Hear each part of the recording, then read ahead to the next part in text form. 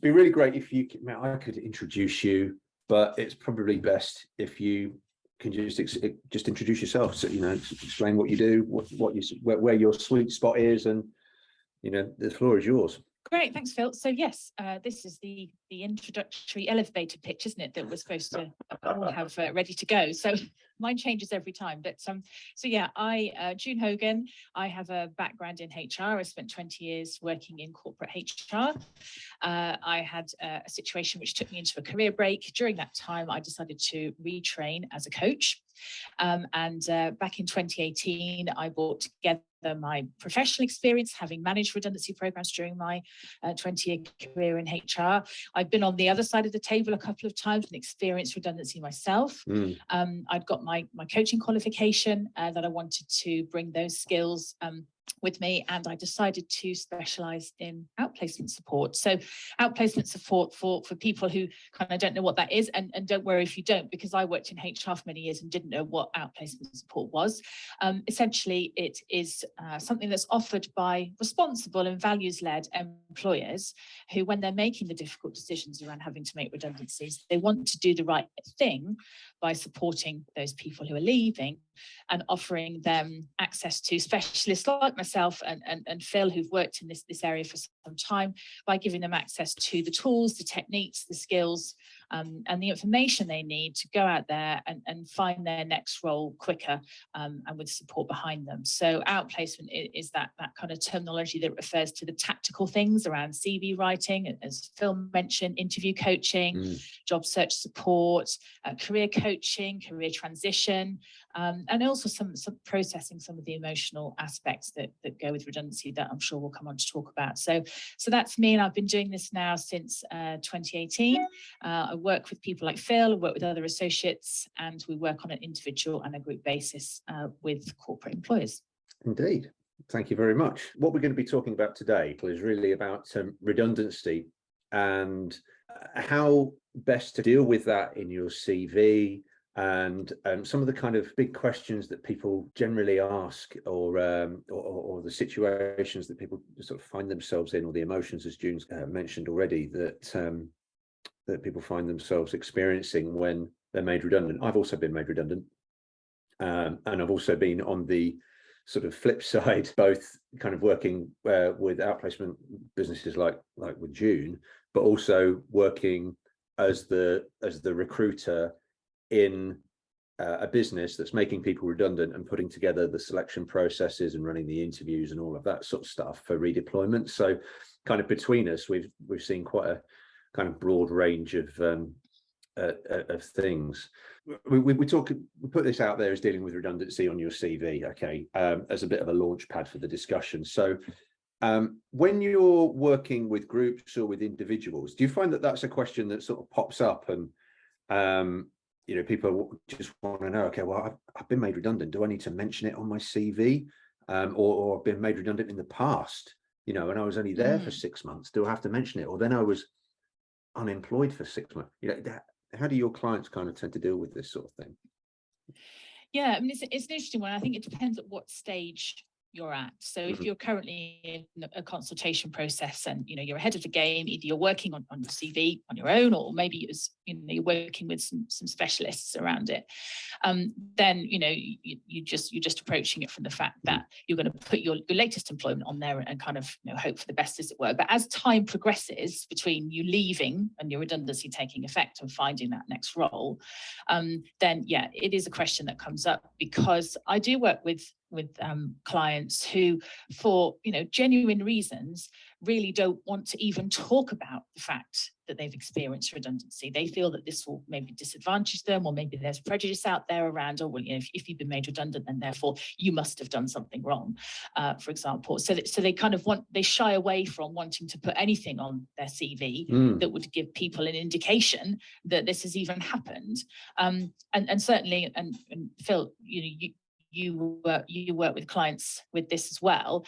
What we would always say is your CV has to be true. Everything on there has to be truthful. So you can't hide away from the fact that a redundancy is a fact of life, and this may not be the last time you'll experience redundancy during your working life. So yeah, people do ask, well, what do I do with it? And as you say, if I've got gaps, well, how do I approach gaps? Should I say what I was doing, or should I just leave it as a gap? And generally, my advice is that, you know, gaps create questions and uncertainty. And from your perspective, I'm sure you have a view on this, Phil, around, as a recruiter, you don't really like to see things that raise queries and questions. So it's best to have a CV that is continuous and explains the reasons why there might be gaps. That's generally my advice. Sure, yeah, and I think it, you know, there's kind of extremes here, right? Because although I haven't actually seen one of these for a little while, but I've definitely seen both in doing what I do now and as a recruiter, I've seen a lot of CVs over the years that almost actually give a reason for leaving after each job, you know, like as a bottom bullet point, your reason for leaving, and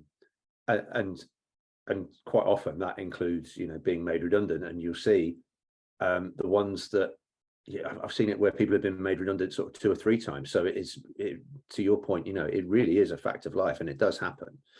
But I don't think you need to be going as far as kind of literally pointing it out on the CV, you know, as a bullet point to say, you know, left as I was made redundant. You know, as much as you might want to kind of get that across, that was your reason for leaving, and otherwise you'd be there still, you know, happily and gainfully employed. Yeah, perhaps save that for the interview. But with a gap, yeah, I mean, if you've got you know, a big old gap, you know, if it's a month or a couple of months, or you know, maybe even 3, I wouldn't be too worried about that gap on the CV. But if you're into sort of 6 months, a year, then you're as well to kind of put something on there to sort of say that you were made redundant, and this is what I've been doing with my time. If you know, and try and kind of make the best of that situation, I guess. Yeah, I'd agree. I mean, I think 3 months is probably reasonable. I mean, most of the clients that I've worked with over the years, most people will find a job within 3 months. So that is a generalization. Senior people, it tends to take longer because there are fewer roles out there, the sort of higher up you go. But most people will find a job within 3 months. And I think that's entirely reasonable, as you say, Phil, that if there's a three-month gap, you know, that's when you're looking for work. If you go over that, and people have gaps for other reasons, you know, maybe caring responsibilities, you know, having kids, whatever it might be. But anything more than about 3 months is likely to probably raise eyebrows. And as you say, what were you doing during that time? Because whilst, you know, looking for work does become your job when you're out of work, there are other things that you can do to be enhancing your skills, or to be giving back, or to be volunteering, or to be, you know, learning new things, or taking on a course, or whatever it might be. So it's useful to let the potential employer know that you weren't just sitting around watching Netflix waiting for the next job to drop into your inbox. Yeah, and the courses you mentioned there, really, there's now more than ever, I guess, there's so many free or very low cost courses that I mean, there's a gazillion on LinkedIn that you can take to learn and develop. And you know, this is good stuff that you can do. You know, you can take project management qualifications for relatively cheaply, or whatever it happens to be that's relevant to your role. You know, and also there's something there about feeling productive, isn't there? Yeah, absolutely. You know, because in that time you've suddenly gone from maybe working 30, 40, 50, God knows, you know, how many hours a week.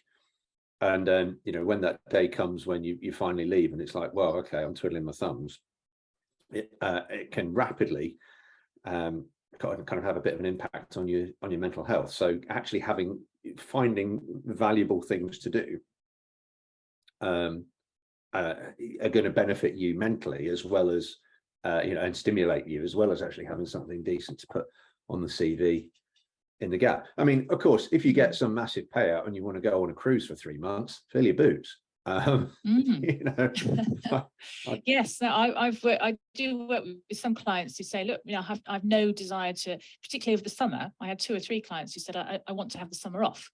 You know, particularly given the ridiculous weather that we experienced. And so, yeah, if that's what you want to do, then there's no sort of rule book that says when you experience redundancy, this is how you should feel, this is what you should do next, and this is kind of how you approach it. People will find themselves in different situations, and certainly financial stability or a payout or whatever it might be does make a huge difference to how people approach the next steps. And something you mentioned earlier on was about this prejudice about people feeling that they sort of almost can't mention it, or that it's embarrassing or whatever. Where do you think that stems from? Yeah, it's a really interesting one. I mean, back in my early career, so I started work back in 1996, when we were still using fax machines and duplicate copies of things, and email wasn't a thing. I mean, that's how old I am. But redundancy, people had jobs for life. So I started in the automotive industry, and people just didn't get made redundant. So when this happened, to me it felt like there was a stigma there. Well, how could this happen to you? Because at the time, there was lots of stable employment, and people just didn't experience redundancy unless you kind of had done something wrong, or maybe you weren't good enough. Yeah. So, and I know you and I are similar age in terms of our work experience. So I think that was 20 odd years ago, clearly. But I still do work with clients now, even though redundancy has become a fact of life. And I wouldn't have a business if organizations weren't continually making people redundant for reasons around, obviously, efficiency saving costs, change of the business model.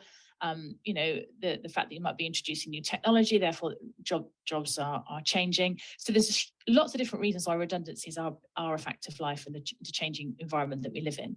But I do think because the way that we identify with our jobs aren't just something that are kind of separate from us. They are part of our identity. They contribute to our self-worth and our meaning in the world.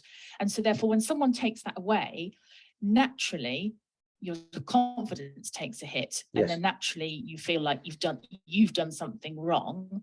And sadly, there are employers out there who will think, well, how could redundancy happen? I mean, I've worked with people in particular sectors. I won't mention them, but people who come from very high flying kind of backgrounds. They've been through school, been through university, straight A students, great degrees and all that kind of highly thing. qualified Failure people to them is redundancy. And to them they say, well, I just can't talk about it in this environment, in this sector that I work in, because people will treat me differently. So I think it depends on who you're talking to and how kind of worldly wise people are, because most people get it that redundancy happens and it's just a fact of life. Well, sure. And we see and hear this all the time, don't we? But if you haven't heard the line, it's it's the role that's being made redundant.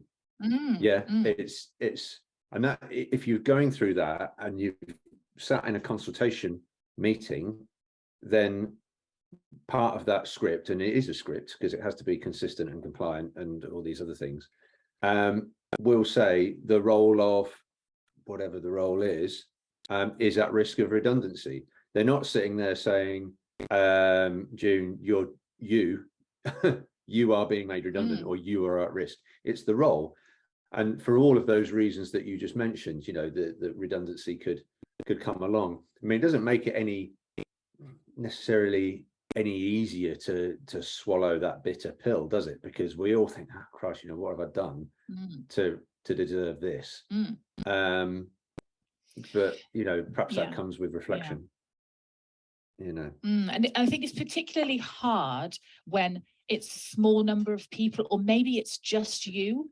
So, in smaller organizations, or, if you're doing a role that's particularly exclusive and, that role is then, maybe replaced by technology, or you worked on a particular client account and you've lost that particular client or that customer, and it's just you, that can be really tough and really hard to, as you say, to try and separate it out from this role. Because although we say those words, and that is absolutely true, you don't make people redundant, you make roles redundant.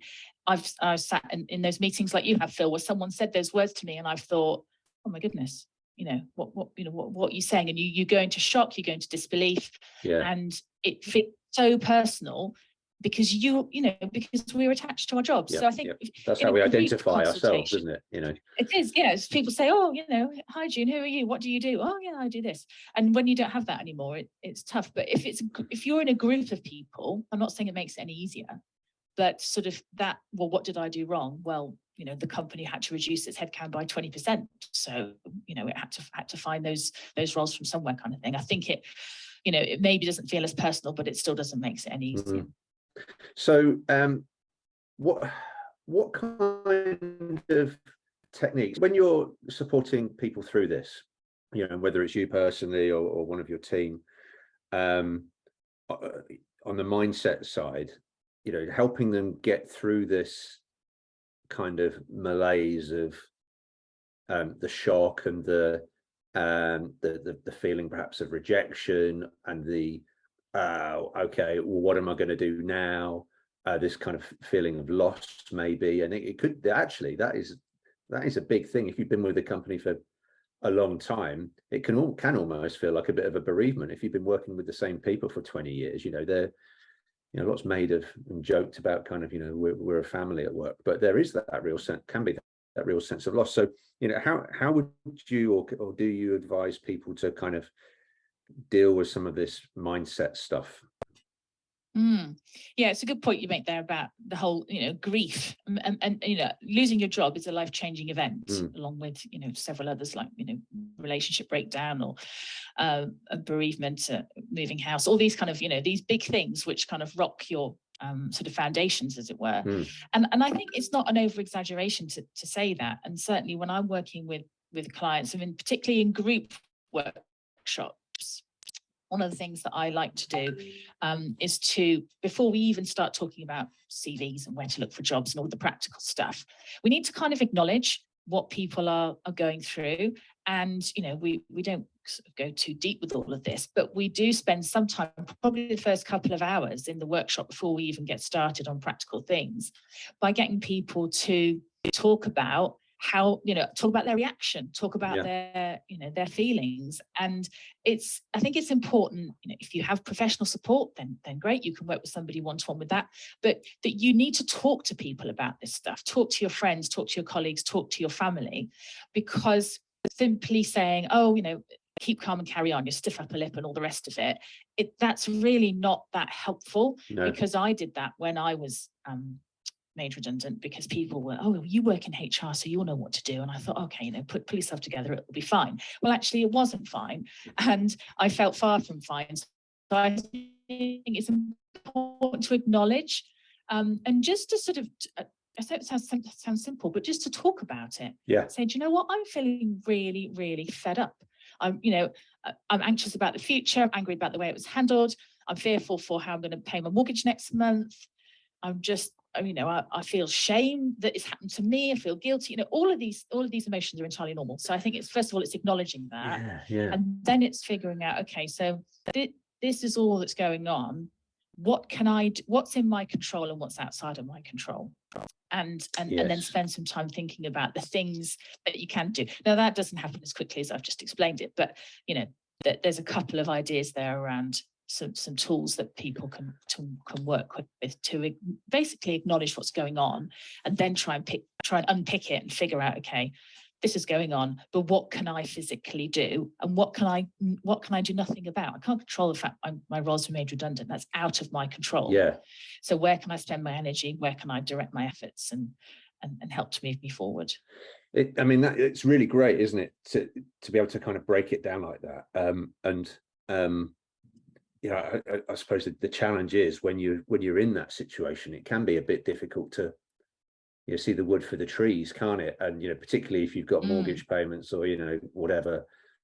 I don't almost mention this cost of living crisis, as it's so called, but that thoughts may quickly turn to how am I going to afford stuff. But I think your point about talking to somebody, talking to friends, family, whatever, is mega important. But I guess a lot of people, certainly you think about mental health, right, and how much more people, let's say men, right, I'm going to pick on men, because men are sort of notoriously bad at talking to people and opening up about themselves. But if they're not, because let's face it, right? When I don't know, June, you may resonate with this, right? With with your husband. But when I go to the pub with my mates, we chat rubbish all night, and I'll come home, and the next day, Nick will say to me, "Oh, how's Andy?" Or how's such getting on with blah blah. I'm like, I don't know. I don't know. We didn't talk about anything important. We just chat shit all night. That's what, and that's kind of what happens. So if you're if that sort of sounds like you, listener, what would you do instead if you didn't feel like you could talk to somebody about it? What options do you have then? I mean, if you haven't got anyone within your friendship circle or anyone in your family, because some people don't want to talk to the family because they don't want to overload them. Sure. They don't want them to be worried as well, and I can. Or they might feel embarrassed about it. Yes. Oh, absolutely. I have a client who had been made redundant about 3 months ago and only just told his parents. And there's nothing wrong with that, because he didn't want to worry them. So I think if you don't have anyone in your own network that you can talk to, then there's a possibility that your employer will have an employee assistance program, so there might be an employee helpline on there. If they don't have that, then there is the mental health charity Mind, which have a free kind of helpline. And there's if you want to talk to somebody completely independent, then I'd probably suggest reaching out to some of those mental health charities, because there's someone there that's a sounding board. I mean, what we do in one-to-one coaching is, basically we listen. We are trying to understand, what's going on for this particular person, and try and, help to move them forward through coaching. And sometimes I can have a whole hour session with a client, and I don't really say very much at all, and they just talk, and then they find that process quite cathartic, because you're completely non-judgmental, you're completely objective. Now, again, I appreciate not everyone's going to have access to that, so I think I would try and find something or somewhere independent that can give you that sounding board, because even just talking about this stuff, it feels like you've offloaded it, and it is cathartic just to get it out there and say, right, I've got it out there now. How am I going to sort of figure this out and figure out the next steps without getting lost into a spiral of anxiety and anger and fear and all of that. Do you know something that springs to mind is writing, or some other kind of creative, art, whatever it is. If you could just, I mean, it is good to talk, right? I would always advocate talking as being like the primary sort of route here. But just generally, writing it down can be, whether it's writing it down to get it off your chest, and almost like banging it out like a keyboard warrior, just it doesn't matter how kind of angry it is or frustrated or whatever the emotion is, kind of sometimes getting it out through a keyboard and you don't have to keep that thing. You can you can print it out and burn it if you want to be ceremonial about it, but typing, writing, scribbling, whatever it is, can also be a really cathartic way of just getting something out of your system. And I know people that have, I've done some of this myself, people write blogs on this stuff, to capture their emotions. And then, believe it or not, that actually, the people who read that sort of thing, it can be really helpful to other people. Because there's all like that shared grief and shared anxiety and shared, kind of, I get that. That's how I feel. It's normal. So if you're that sort of person who perhaps prefers the written word to actually physically speaking with people, then that's an option as well. And it, I've certainly found through all sorts of mental health, and I don't want to kind of intrinsically link redundancy to mental health, but it absolutely is a thing that you might want to try and deal with and get over, is that could just be another way of trying to process it, because that's what it is, isn't it? It's processing it. And I think that the point around the shared kind of connection with others, this notion that you might be in the same boat as others, but we're all in different storms. And I Yes. quite like that, because, you know, the boat is, yeah, I'm in a redundancy situation, but my storm is different to everyone else's because of my personal circumstances, or because of the way that I'm approaching things, or because of what I want to do next. So yeah, so that connection can be important. And then, you know, there are groups out there. I mean, there's not a Facebook group for anything, there's Facebook group for everything these days. So Yes. you know, I don't host one. It's not part of my business model, but you know, there are people out there that will. So if, as Phil said, if you get your support from either talking, writing, being with others, find somewhere to channel all of this emotion. And also, I think, you know, I sort of talked about it quite neatly there, didn't I? You know, get your emotion out and then move on. It doesn't happen like that. No. You know, one day you might have found the dream job, put your application in, got an interview, everything's going well, you're all, you know, you're kind of feeling really buoyant and positive about the future, you're going to spend your redundancy money on a cruise, it's all great, and then, you know, you get a rejection and you kind of slip back into what we call this change curve, and you slip back into some of those original emotions of, oh God, you know, this is awful. So don't feel like it's a nice neat straight line, because it's just like a squiggly mess of trying to get from hearing those words, your role as a risk of redundancy, through to finding that next role that you kind of want to go for. Definitely. Okay. So something else you mentioned briefly at the start was about the consultation process. Okay. Which, you know, unless you're in HR and have managed, you know, a restructure or you know, any kind of redundancy process, you probably wouldn't have had much exposure to.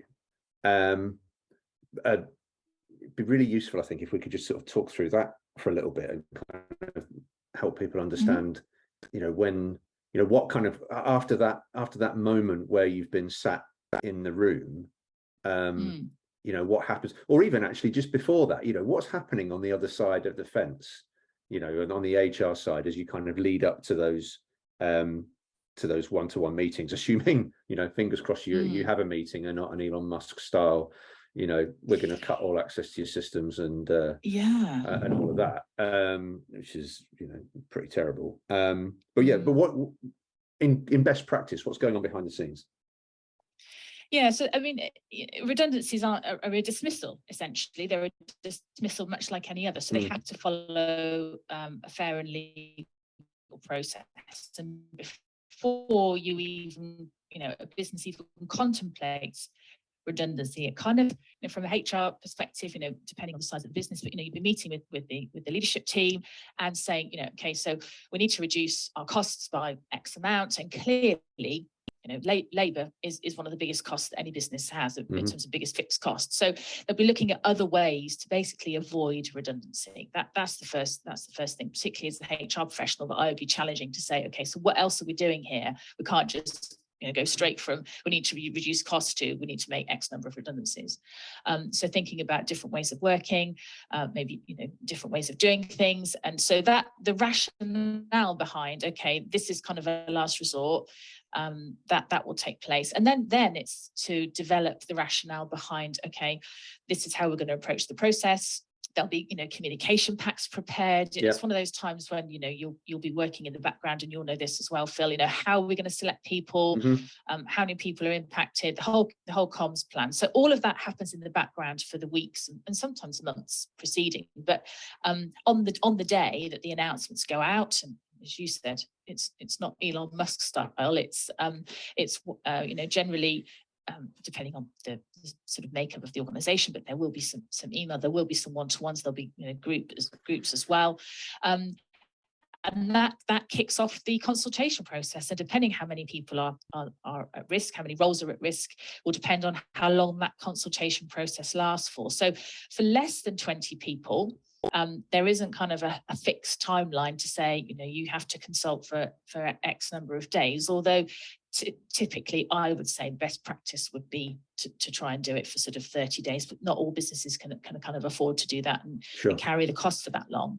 I have known it happen in less than a week, you know, so it's not ideal, but you do need to have at least one consultation meeting And I would always recommend at least 2 or 3.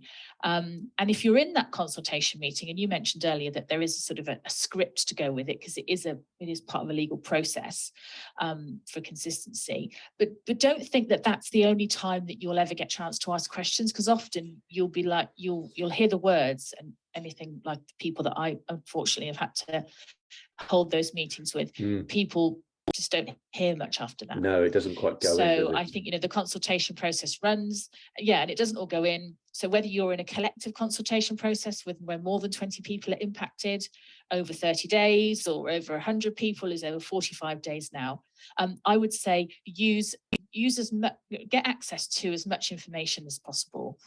Have an open communication with your line manager. Again, I know that's not always straightforward, and make sure that you ask your questions, because consultation has to be meaningful. So the company has to listen to your suggestions and maybe some counter proposals of different ways of doing things that could mitigate some of the redundancies. So it can't just be a we've held a meeting, I'm sorry you're leaving kind of thing. So there's I mean, I've known that happen, but so with that in mind, then, so it's all about proposals. Sure.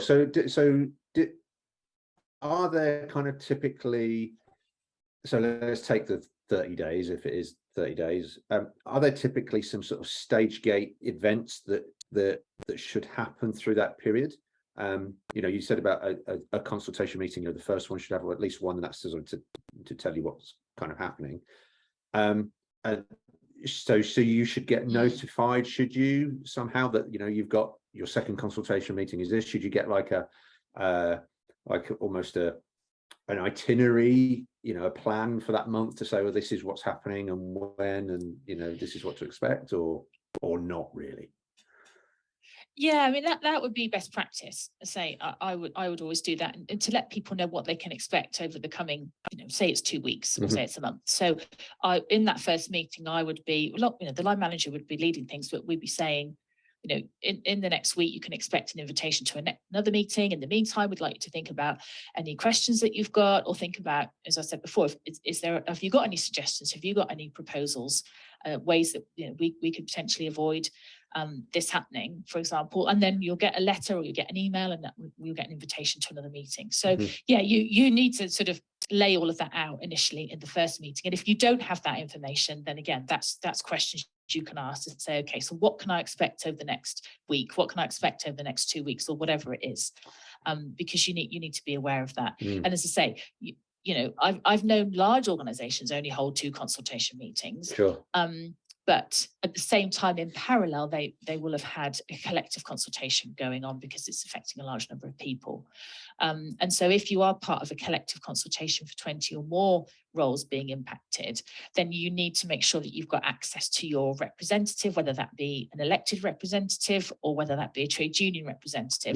So you can funnel questions into them, because they will be holding collective consultation meetings with the employer on your behalf. So I think it's just making sure, that you're not kind of just sitting back and letting this process happen around you, that you're kind of taking some active involvement and getting as much information as you can about what's happening, because it will feel like the world is out of control once you've had that first meeting.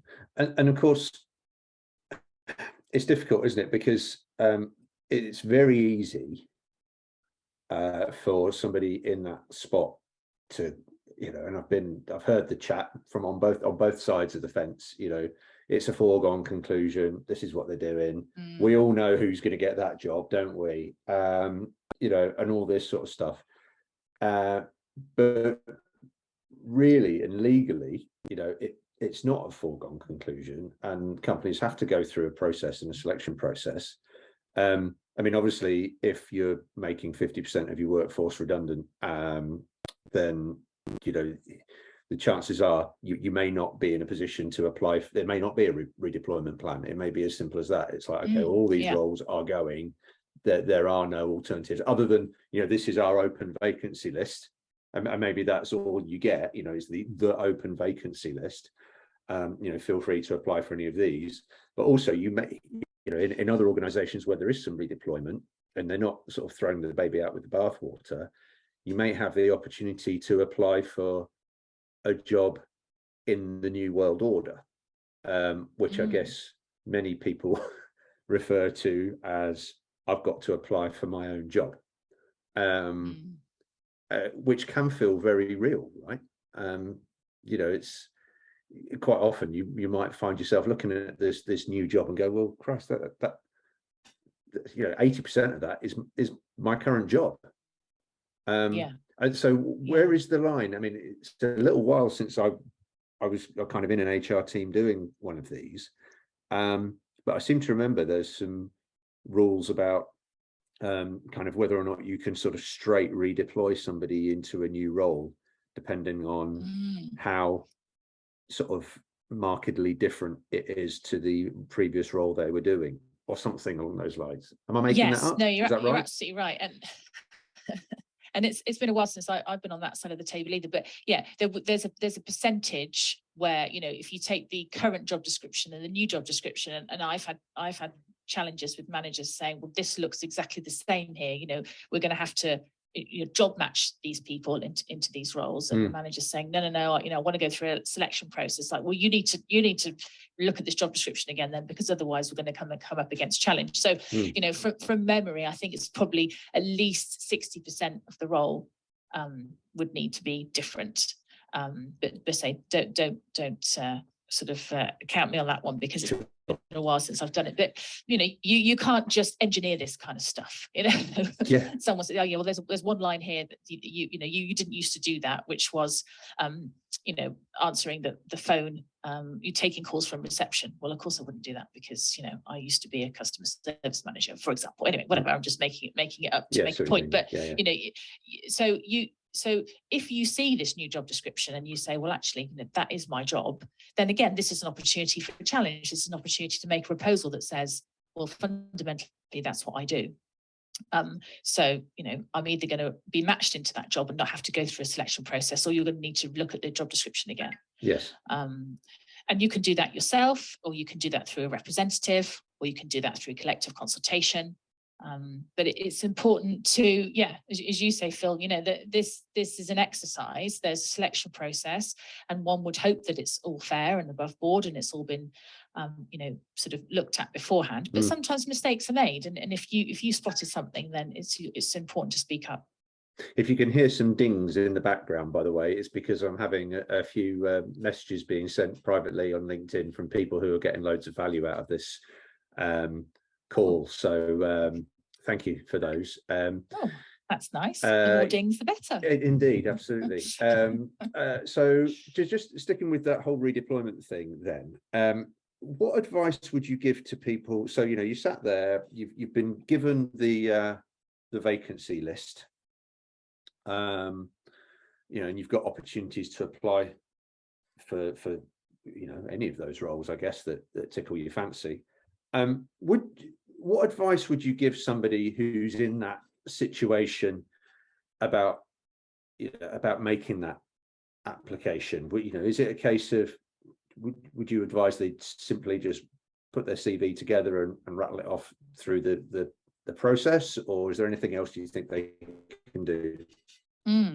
Yeah, and I think in that situation, certainly finding out more about the job and the department, maybe getting an opportunity to have a quick coffee with the recruiting manager or somebody that works in that team to get an understanding of what's it really like, but also to help yourself stand out against the other people that have just whacked their CV in and wanted to apply for the job. So I think, making the most of some of your connections, I guess, and not being kind of afraid to approach people. So maybe the marketing director is recruiting for this role, and maybe your current role is, you're a communications assistant. Well, you've got nothing to lose here, because at the end of the day, if you don't apply for one of those jobs, you might end up without a job. So kind of just go for it, really, and kind of be a bit sort of shameless in that way, and just be bold and approach people. You have got nothing to lose, and interesting you say that, because I remember there was a process that I was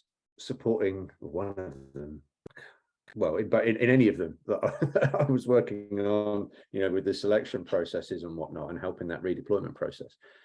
And you get inevitably, right, you get people kind of clamoring around going, geez, I need to stay working here, it's perfectly located for me, I love working here, I've got to get a job back here.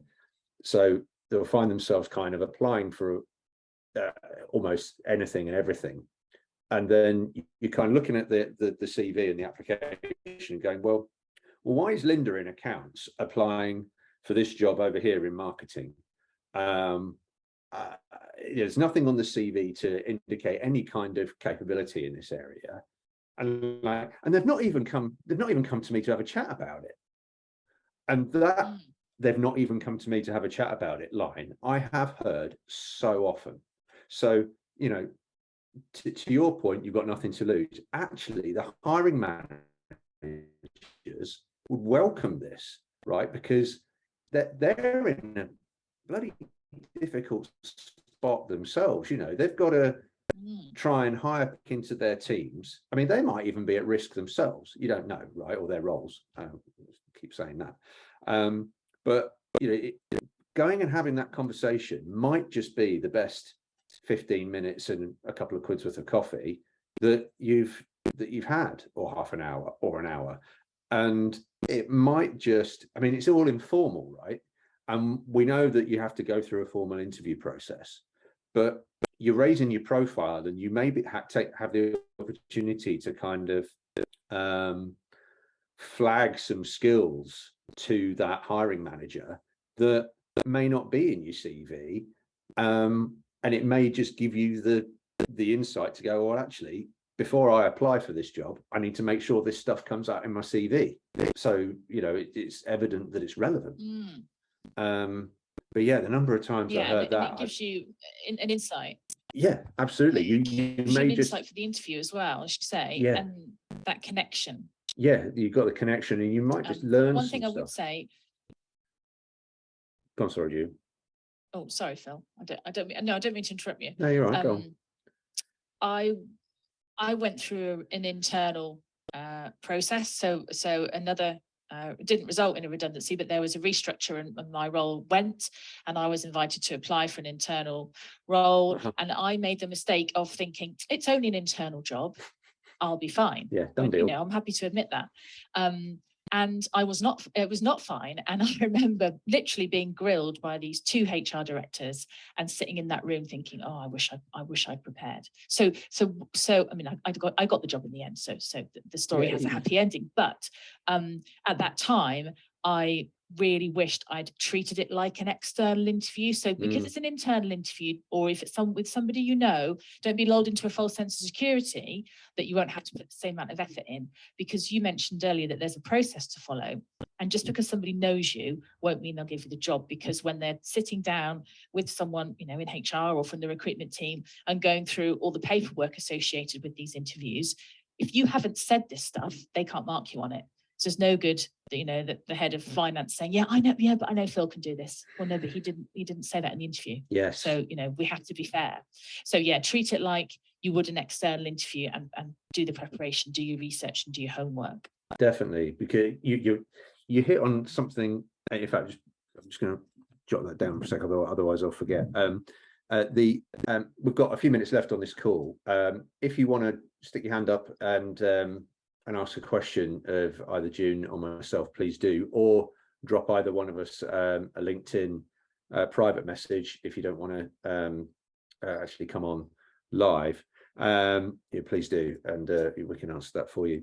And having said that, I was writing that down. I didn't actually write it down. I just drew a little cross, a little star.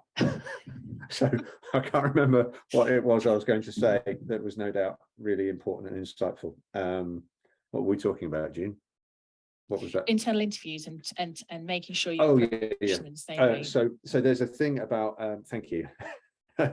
There's a thing about it's evidence was the word I was trying to write down, but couldn't quite find it, so I did a little star instead. When you're going through, and this is the same in any, you know, whether it's an external interview or an internal interview, particularly with what are commonly known as the kind of behavioral interviews or competency-based interviews, when they're asking you questions, you know, like tell me about a time when whatever it is, that you're getting across the actions that you took, right? So you quite often hear about this mnemonic, the STAR mnemonic, which is situations, tasks, actions, and results, which is a neat little framework to kind of work through your answers.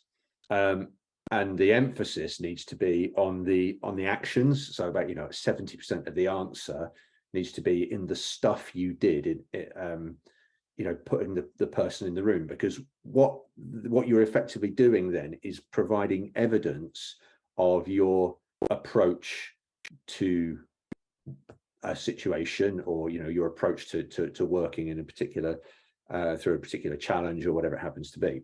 You're giving evidence. Whereas if you do what lots of people do and talk loads about the situation and loads about the task and then hop straight to the result without really talking about what you did, then you're missing a really valuable opportunity to demonstrate your capability through action, or in other words, the evidence. When a recruiter or hiring manager is sat there interviewing, they are collecting evidence that you can A, do the job and be a good fit for the team, or culturally, whatever it happens to be, internally or externally. It's evidence that they're looking for. What they're not looking for is evidence that that you got selected to run a project, and the project was all about some big transformation or whatever it happens to be. Yes, that's important, but actually the most important thing is the evidence of what you did. You can be involved in the most impressive or fancy piece of work, but if you spend all the time going on about that and not about what demonstrating through evidence what you did, then there's a reasonable chance that you'll get the call saying that you've not been successful. So to that point, and I would just sort of add to that, in that for internal and external jobs, you'll be presented with a job description, and therein lies the clues to some of the questions. yes, Because questions just don't come. Well, some managers will sit there and make things up on the hoof, but in particularly the redundancy selection process, again, this will be being supported by somebody in HR. Yeah, and be they will be standardized, right? preparing a standard list of questions. Yeah. So have a look in the job description, and have a look, in particularly in the person spec, where it talks about the things that basically they know that in order to be able to do these things, it means you'll be successful in the role.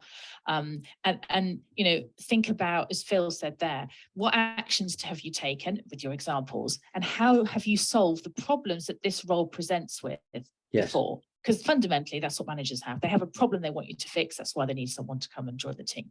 So if you think of it from that perspective, rather than, as Phil said, well, telling you all about this wonderful team and the fact that it was down in Colchester and I worked with 27 people, and it was really challenging, and all of a sudden that you're losing them because you're giving them a bit too much of an introduction. They want you to get to the nub of the issue. Can you solve my problems, and what actions have you taken before to do that? I was working with a guy earlier on this morning, actually, and we were looking at the he's in a slightly different situation. He's not been made redundant, but he is looking for a new role. So the technical process kind of applies here as well. Is we were looking at the website of the company that it was applying for, and in the careers section there happened to be a values page. So he didn't actually have a job description for the job that he was going for, but there was the values page. And if you don't have anything else, then you've got the values page, if there is one, and the job advert, and being able to sort of go through them and kind of, you can reverse engineer the kind of questions that you likely, rather than just having a complete shot in the dark, you can kind of reverse engineer the values and the almost the shopping list that's in the job description or the advert to create some questions. So, I'm looking at one on my screen right now. It says, we are open to opportunities to do things differently. So what that means to me is that they're sort of open to change, they're adaptable, they like people who can bring new ways of doing things. So a question might be, tell us about a time you innovated or came up with a new way of working or a new way of solving a problem. You just kind of just turn the thing the other way around, and find an example of something that you've done that kind of speaks to that to that point. I can feel another session coming on, Phil. Thinking Well, that the live might be on its way. Yeah, absolutely. Well, and speaking of which, we are closing in on time, and where's my LinkedIn? There we go again. We've had a few more people come along and sort of say thank you. It's been a really useful session. Somebody else just said, I just add my thanks. Very useful. Thank you. Somebody who said, I've learned a lot from today's session dealing with redundancy on your CV with June Hogan. Part of a retrenchment, and your session today is my first real step to acknowledge that is truly happening. So it's good to know that this is kind of resonating with people and kind of helping bring some understanding to what's going on behind the scenes, and hopefully we've provided some tips and some guidance as to how you can deal with any of that good stuff. So I guess what I'd like to do is just thank you, June, for coming along and joining us today. It's been brilliant having you on, and super insightful, bringing all that experience both from HR and world of outplacement to our listeners today. So thank you very much. It's been great. You're very welcome. It's been nice to add some value. Absolutely, and to anybody who's listening, of course, if you happen to be in HR and you are about to embark on a redundancy program, please do consider getting in touch with June to support you with that. And I know that Wildwood Coaching provides a whole swathe of different support options for your employees to help them kind of deal with what's about to happen, and how to kind of move forward. And if this has already happened to you, and or if it's happening and your company isn't sort of in the position to be offering outplacement services, then certainly do come to me. I can help you with your CV and your interview support as well, and can put you in touch with other coaches that may be able to help you through this period, obviously including June. So do get in touch. So there we go. Thanks ever so much to all of those listening. Thank you, June. Thank you for those of you who've commented privately. Really appreciate that. It's good to hear that we're being of help. Next week, Monday, I'm going to be coming live again. I think I'm going to be doing a video live this time, so watch out for that. Topic to be confirmed, but that will be coming out on my LinkedIn profile in due course. So if you're not sure how to hear about that, just go onto my profile, find the bell at the top, and press it, and you'll get notified. I don't think that's a word. Notified of any events, and of course posts that are coming up, and interesting content. So there we go. Thanks so much, June. Thanks everybody, and we'll see you next week. So there we go. Thank you so much to June Hogan from Wildwood Coaching for coming on our show today. If you'd like to find out more about her services, just look her up on Wildwood Coaching on LinkedIn. If you're interested in having a discussion about your CV and how I can help you with that or with your interview style, then get in touch with me. You can reach me both through my LinkedIn profile, philstern.com, or get in touch through YouTube comments as well. It'd be fab to hear from you, and I look forward to working with you. Take care.